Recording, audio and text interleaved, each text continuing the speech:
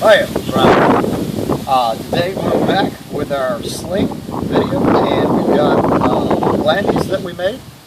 These are actually a better representation of what we think they might have been talking about when they said it embedded in human flesh. I know that some people get a lot more power with the sling than I can, longer slings do as well, but I've got a medium-sized sling today, not as short as I had in the other video, and I've got 4 sling bullets. In that other video we only had 2, so after we did a few tests on it, we ended up losing them because they embed in the ground easily. It's been raining a lot, the ground's moist, and then that's it, they're gone.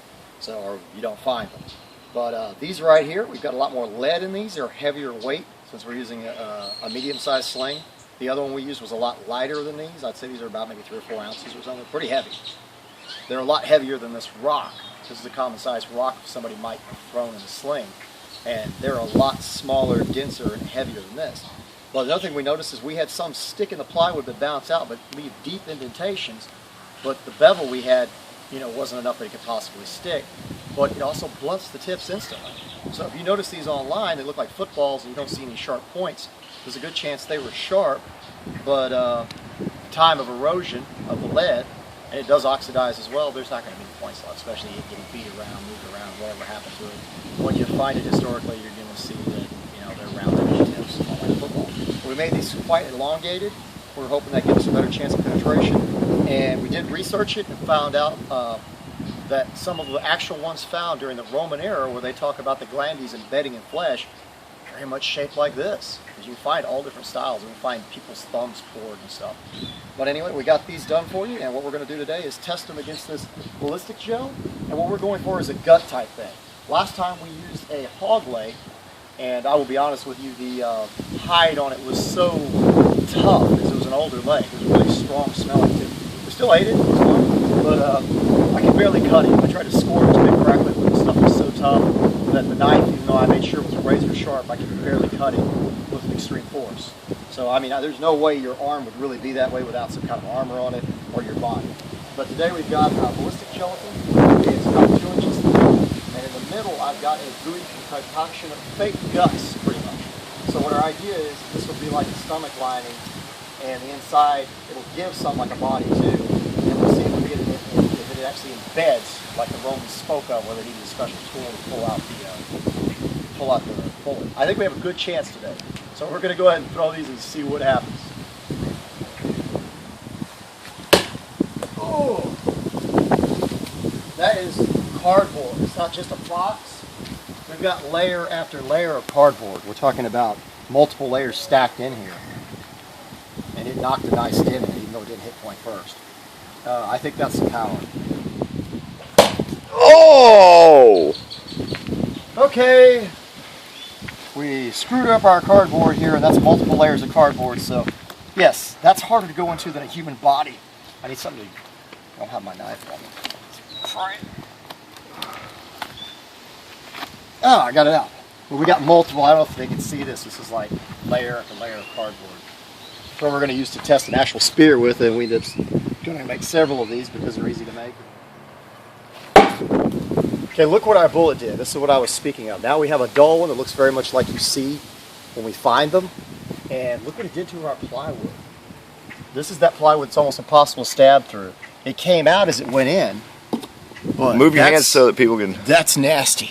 I'm you sorry. can even see bits of the lead in the hole it made. Right. I may switch to another Glandes until we can sharpen this one.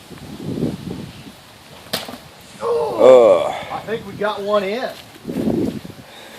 I think we actually got one in. Now, it didn't go to the blood, but it's embedded. It's in here right next to it. It didn't pop our bag full of stuff. But that proves it there. That's ballistics gel. That hit the thickest part.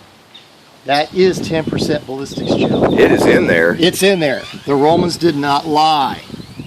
We'll take that out in a minute. I might throw another one, see if we can pop that bag and leave that one in while we're doing it. That is it all the way in. You would need tongs to pull that out of a human body. And we hit the thick part. I was thinking that was a possibility, but I wanted to pop that bag just for the fun of it. Yes, yes. Oh! We got stuff running everywhere. Looks like it cut through the bottom area and into the bag. little bit lower than I expected. I wanted to hit higher, but oh well. You can see all the damage it did to the ballistics gel at the bottom.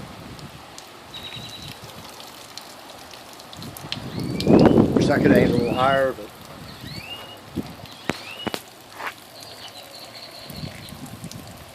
yeah, I do think that would gut a man to the degree that it would go deep enough he'd be in some bad pain and possibly die back in the day. Especially this one. Since we deflated our bag, you can see the depth we got in here. Close. My fingers at. Our bag was helping hold it in there. But it went through all this ballistics gel all the way to here and embedded itself in. So I'm thinking that would go into human flesh. I mean, definitely. This is 10% ballistics gel. It's solid. Definitely. I just wish I would have hit a little higher on that, but you still got it through ballistics gel. It cut through just a lower layer towards the bottom. Anyway, I'm very impressed. I think the Romans did not lie to us. I really see the potential of these, especially in a longer sling, going into a person. Most definitely. Especially with a proper shape.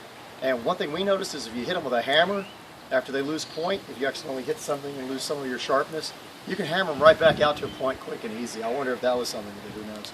But anyway, I want y'all to be looking for our episode tomorrow on Zombie Go Boom. I had word from Chuck Beret that it was postponed and going to put out Friday because he had something else to put out today, a special. And I think one of his but we will be up tomorrow, according to what he told me. And be sure to check it out. We got Draugr, the original Walking Dead. Eldgrim tests some of our own heads that we made. They turned out awesome. We loved it. It was a lot of fun. And I hope you enjoyed our little experiment today. We finally got the result we were looking for. And